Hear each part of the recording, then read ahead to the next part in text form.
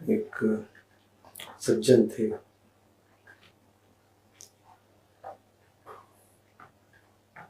वो कुछ फैसला ले रहे थे जिंदगी में, तो मैंने उनको सुझाया कि विवेक का प्रयोग करिए, महत्वपूर्ण फैसला है। ऐसा ना हो कि हड़बड़ी में ले रहे हो या बस किसी आवेग में, लहर में।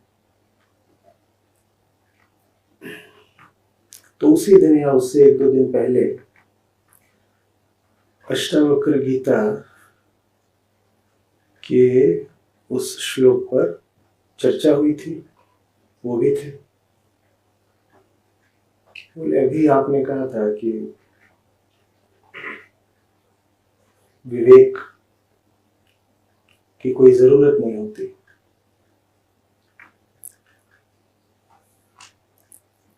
वो जो निर्णय ले रहे थे वो गंभीर था,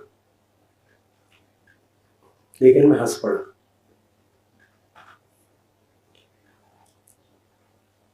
मैंने कहा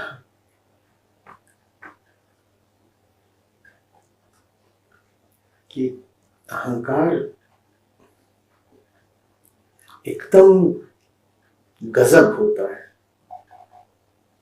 वो अच्छे से जानता है कि किस सूत्र का प्रयोग कहां पर करना है।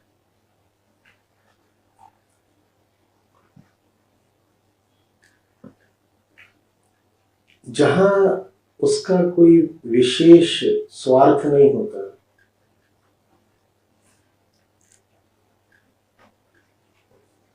वहां वो कहेगा कि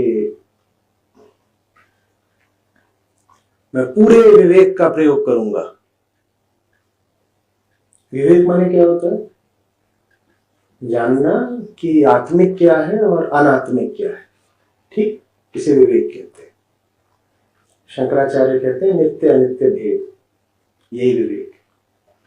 नित्य अनित्य को ऐसे ही समझ लीजिए कि क्या ऐसा है जो बस प्रकृति की लहरों में उठ गिर रहा है, अनात्मिक है, और क्या ऐसा है जो आत्मिक है,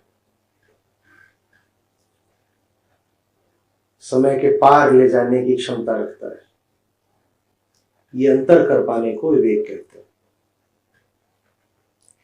देखो, जहां जिस विषय में आपका कोई स्वार्थ नहीं होता, वहां आप खूब विवेक लगा लेते हो,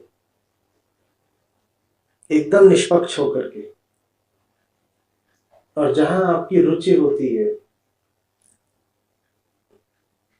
ममत्व होता है, बंधन होता है, स्वार्थ होता है, वहां आप कहते हो कि विवेक नहीं लगाना है।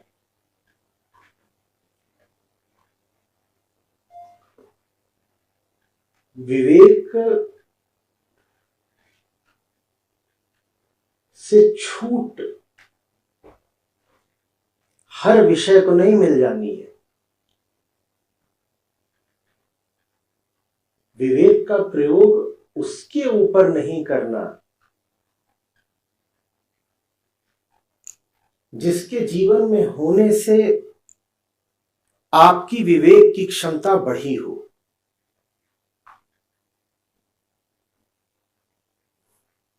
इसको सूत्र की तरह समझ लीजिएगा। बहुत ही, जिसने जो दिया हो उसको उसी के ऊपर कभी मत लगा देना।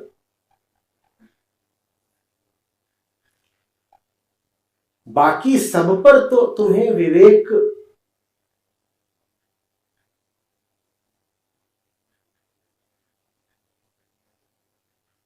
की आजमाइश करनी ही पड़ेगी भाई। कुछ भी जीवन में नहीं रह सकता विवेक की कसौटी से गुजरे बिना।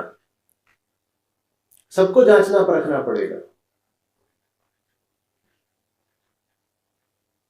एकमात्र अपवाद वो होता है जिसने तुम्हें जांचना परखना सिखाया, बस उसी को नहीं जांचा परखा जाता।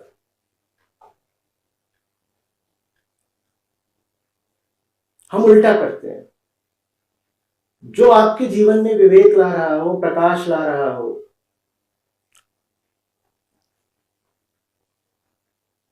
आप सबसे पहले उसी को तोलना शुरू कर देते हैं कि ये ठीक है कि नहीं।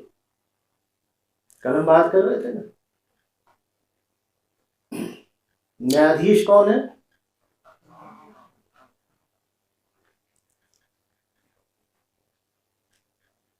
वो सबसे पहले उन्हीं पर फैसला पारित कर देता है जो उस पर सवाल उठाने आते हैं। जाहिर सी बात है, कहता है बाकी सारी बातें कर लो, पर तुम मेरी न्याय व्यवस्था पर ही सवाल उठाओगे तो तुम्हें अपनी अदालत से निकाल दूंगा, जेल में डाल दूंगा। तो विवेक कभी भी नहीं छोड़ना होता, कभी भी नहीं छोड़ना होता।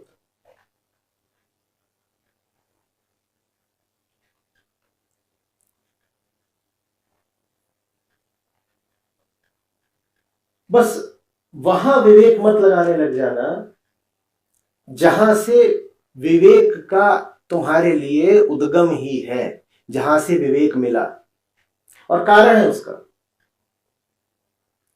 पूर्ण तो हो नहीं गए, न पूर्ण कभी हो पाओगे। कुछ भीतर हमेशा बचा रह जाएगा जो अपूर्णता का पक्षधर होगा, हमेशा वो बचा रहेगा। और उसको अगर मौका दे दिया फैसला करने का, न्यायाधीश बनने का, तो उसका फैसला पहले से ही तय है।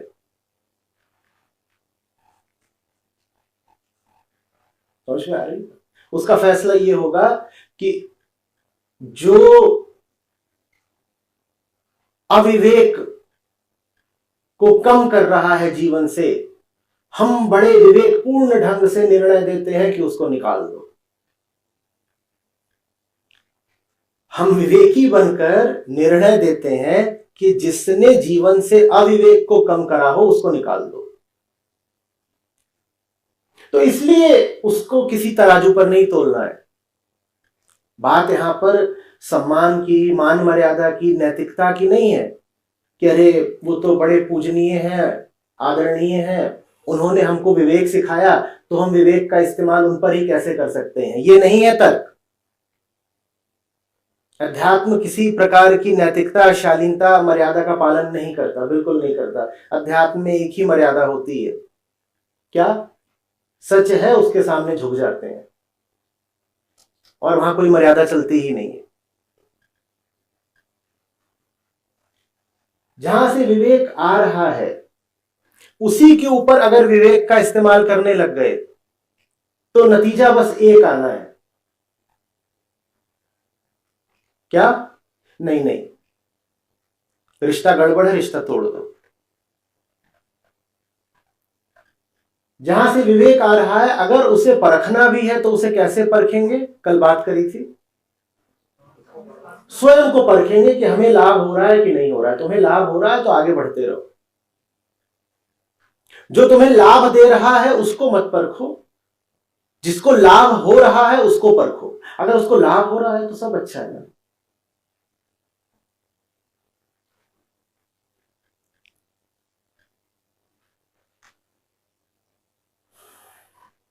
हम ये भारी भूल कर देते हैं। जहां सारी बुद्धि, सारी तर्कशीलता लगा देनी चाहिए थी, जहां खूब तोलना चाहिए था, जहां खूब टटोलना चाहिए था, ठोकना बजाना चाहिए था, वहां तो हम विषय को, जीवन में आने वाले आगंतुक को हरी झंडी दे देते हैं, फ्री पास। साहब आपसे कोई पूछताछ, जांच पड़ताल कुछ भी नहीं होगी, एग्जेम्प्टेड, वेव्ड, आप अंदर आ जाइए, आप वीआईपी लिस्ट में हैं। होता है ना? जहां खूब तोलना चाहिए था, जहां खूब टटोलना चाहिए था, ठोकना बजाना चाहिए था, वहां तो हम विषय को, जीवन में आने वाले आगंतुक को हरी झंडी दे देते हैं, फ्री पास। साहब आपसे कोई पूछताछ, जांच पड़ताल कुछ भी नहीं होगी, एग्जेम्प्टेड, वेव्ड, आप अंदर आ जाइए, आप वीआईपी लिस्ट में हैं। होता है ना, बड़े लोग जब किन्हीं जगहों पर जाते हैं जहां आम आदमी को खूब अच्छे तरीके से जांच पड़ताल करके ही प्रवेश दिया जा रहा होता है, तो उनके लिए क्या किया जाता है? उनको कहा था आप इधर से आ जाइए, अलग से आ जाइए, आप जल्दी निकल जाइए। हम जीवन में बड़ा आदमी किसको बना के रखते हैं? जिससे हमें बड़ा सुख मिल रहा हो, जिससे बड़ी कामना की पूर्ति हो रही हो, वही हमारे लिए बड़ा आदमी है। तो ऐसों को हम फिर विवेक के सिक्योरिटी चेक से निकालते ही नहीं है।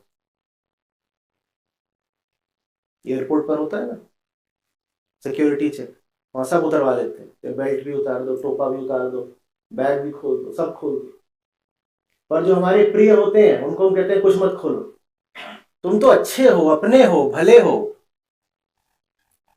तुमसे इतने सवाल थोड़े पूछेंगे,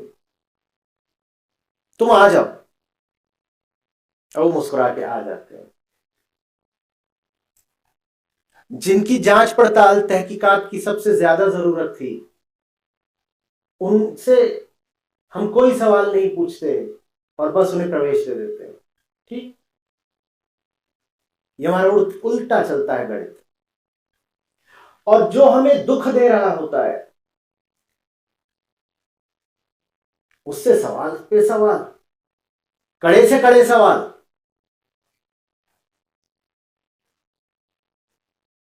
और प्रगति तो दुख ही देती है। मैं नहीं कह रहा कि सारा दुख प्रगति से ही आता है, पर प्रगति से दुख आता है, इसमें कोई शक नहीं। दुख मूर्खता से भी आता है। हम नहीं कह रहे कि आपको दुख मिल रहा है इसका मतलब प्रगति हो ही रही है अनिवार्य रूप से, लेकिन यह पक्का है कि अगर प्रगति हो रही है तो साथ में कष्ट झेलना पड़ेगा। जो कष्ट नहीं झेल सकता उसे प्रगति भी नहीं मिलती। आंतरिक प्रगति तो छोड़ दो, बाहर की प्रगति भी अधिकांशतः कुछ कष्ट झेल कर ही मिलती है।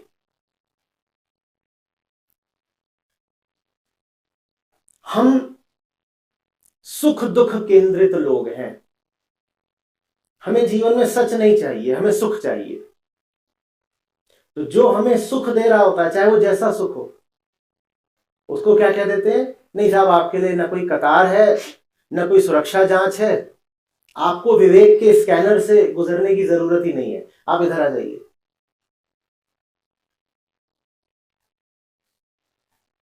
और जो कष्ट दे रहा है उसकी कड़ी से कड़ी जांच, नहीं आप उधर जरा उस कमरे में चलिए, आपसे खास जांच होगी, खास जांच। उससे घंटों कड़ाई से सवाल करे जा रहे हैं, वहां जरा सा भी कुछ आधा प्रतिशत भी, 0.1% भी कुछ शक की सामग्री मिल गई तो हमारे हर्ष का ठिकाना नहीं रहता। हम कहते देखा, दुख दे रहा था हमें, पकड़ ली इसकी खोट। और खोट पकड़ ली इसका क्या मतलब? इसको अब बाहर करो। नहीं कहा जा रहा कि जिसकी पकड़ ली खोट उसमें कोई खोट नहीं है, लेकिन जिसकी खोट पकड़ रहे हो उससे 5000 गुना ज्यादा खोट तो उनमें है जिनको आपने खुला प्रवेश दिया हुआ है, सादर नमन किया हुआ है। उनकी खोट क्यों नहीं पकड़ते? कि जैसे ढूंढ ढूंढ करके लोग पकड़े जा रहे हो जिन्होंने अपराध करा हो, और उनको सबको जेल में डाला जा रहा हो, पर वही वही पकड़े जा रहे हैं जो तुम्हारे पक्ष के नहीं है। जिनको पकड़ा गया, ऐसा नहीं कि उन्होंने अपराध नहीं करे, उन्होंने करे हैं, सही पकड़ा, पर उनसे कहीं और बहुत बड़े अपराध तुम्हारी तरफ के लोगों ने कर रखे हैं जो तुम्हें प्रिय है, तुम्हारे पक्ष के हैं, तुम्हें उनको नहीं देखना। ये अहंकार है, ऐसे ही चलते हैं। व्यक्तिगत तौर पर भी ऐसे ही चलते हैं और एक समुदाय के तौर पर, दल के तौर पर भी हम ऐसा ही चलते हैं। समझ में आ रही बात? और जब कोई प्रश्न करे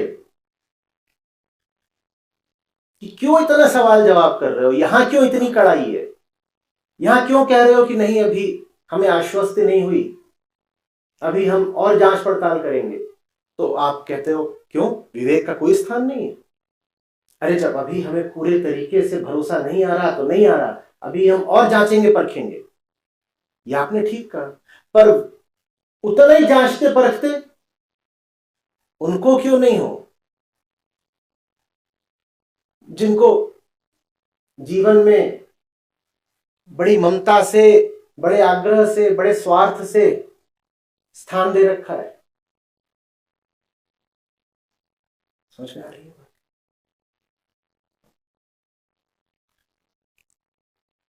तो बहुत मौकों पर ऐसे सूत्र हैं और छोटी छोटी ऐसी कहानियां हैं।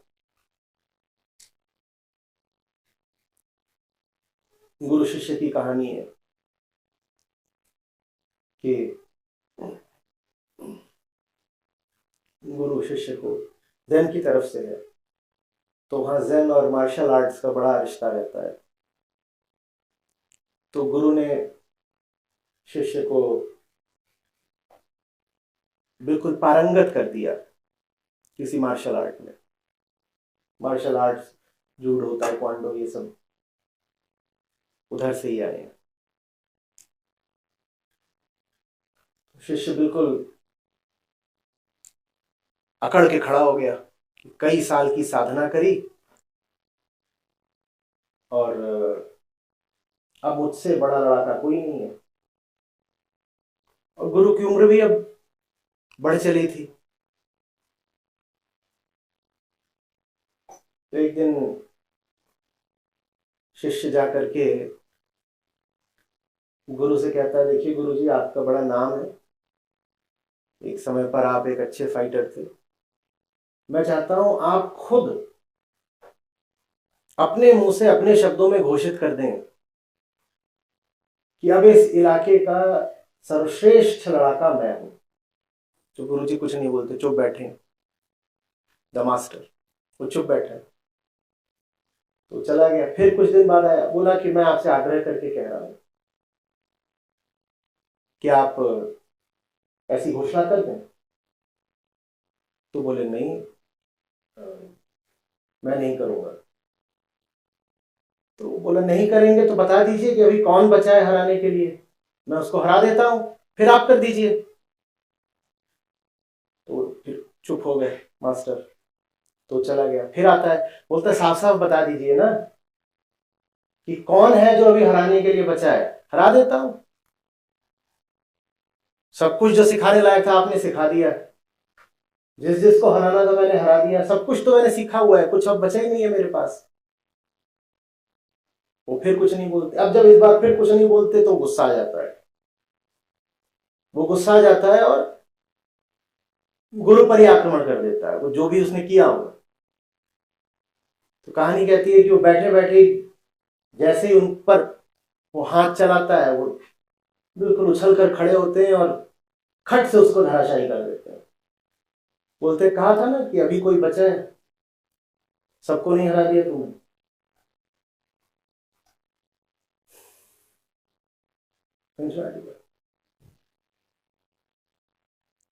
जिसने जो सिखाया वो उसी पर मत लगाओ, क्योंकि तुम्हारे पास वो सूत्र उस पर ही लगाने की एक बड़ी क्षुद्र वजह बची रह जानी है। वही वजह जो इस लड़ाके के पास रह गई थी। क्या? कि मैं अपना महिमा मंडन कर लूं, कि दिख जाए कि मुझसे ऊपर कोई नहीं। अहम आत्मा बनना चाहता है ना, कि मैं उच्चतम हो गया, अब